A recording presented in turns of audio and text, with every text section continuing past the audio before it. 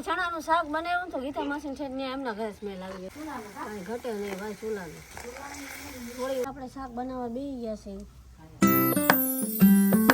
અત્યારે 5 વાગ્યા છે અને બા ચૂલે બાજરીના રોટલા બનાવે છે. જો આમ તો મોડા બનાવી પણ ચણાનું શાક બનાવવાનું છે ને એટલે રોટલો ગરમ હોય ને તો આમ ચોળવાની મજા ન આવે ને ઠંડો થઈ જાય ને તો મસ્ત બિસ્કિટ જેવો રોટલો થઈ જાય. એટલે બાકી વહેલા હું રોટલા બનાવી નાખું. એટલે આજ પ્રોગ્રામ છે બાજરીના રોટલા ને લીલા જીંજરાનું શાક. જો બા રોટલા બનાવવા બેસી ગયા છે. અને મારા પપ્પા શું કરે? એમને ટમેટા મરચા સુધારવા દીધા એ વિચાર કરે.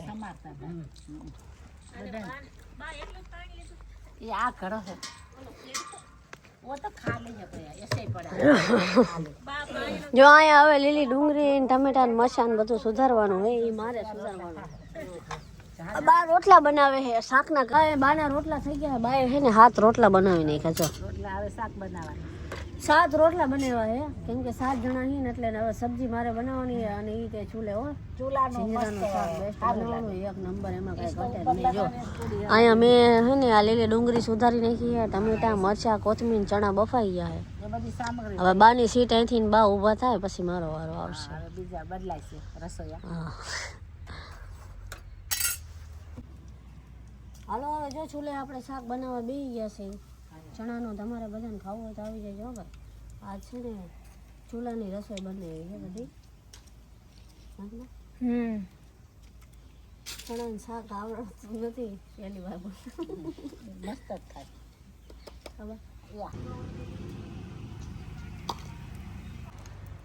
હાલો પાણી બાદ શાક વઘારે છે.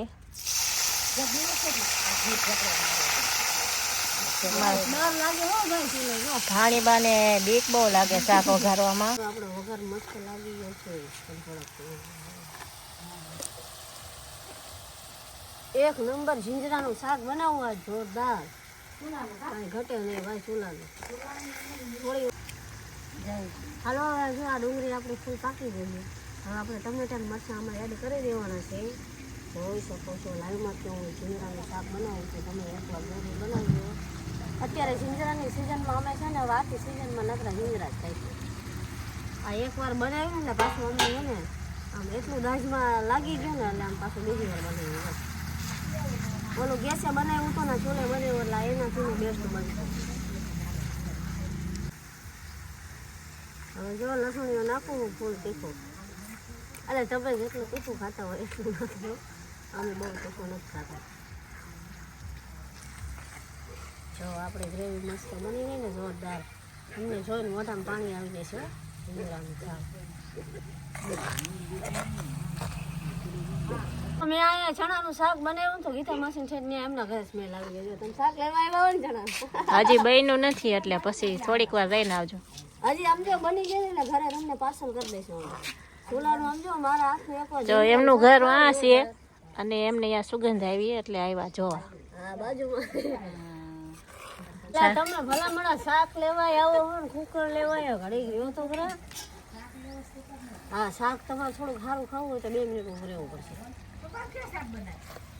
હવે ચણા આપણે આમાં નાખી દેવાના.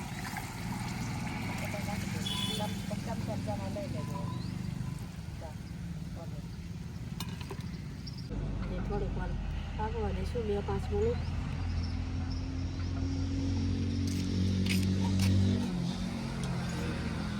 બની ગયું રોટલા બની ગયા. બાય આવે પછી ના ચટણી બનાવી. જો ચટણી માંડવી એમાં બધું ઘણું બધું નાખ્યું છે. પછી ઉપર થોડા લીંબુ નીચોવી દેવાનું અને પછી ચમચી તેલ લાવી દે એટલે રોટલા સાથે ખાવ ને બહુ સ્વાદિષ્ટ લાગે. તૈયાર ને બધા બેસી ગયા છે જમવા. જો ચણાનું શાક એકદમ થઈ ગયું છે તૈયાર. અહીંયા યશભાઈ જમે છે, સામે મારા પપ્પા જમે છે, અહીંયા કુટુંબ છે, અહીંયા ડુગો મસ્ત બનાવ્યું. હા જો 8 ડુગો 5 રોટલી ખાઈ જાય. બાકી કેમ શાક બન્યું? અને બાએ ચટણી કેવી બનાવી? કાંઈ નો ઘટે ને. તો વિડીયો ગમે તો લાઈક શેર કરી દેજો. હવે અમે બધા જમી લેવી. બરાબર ને ડુગા?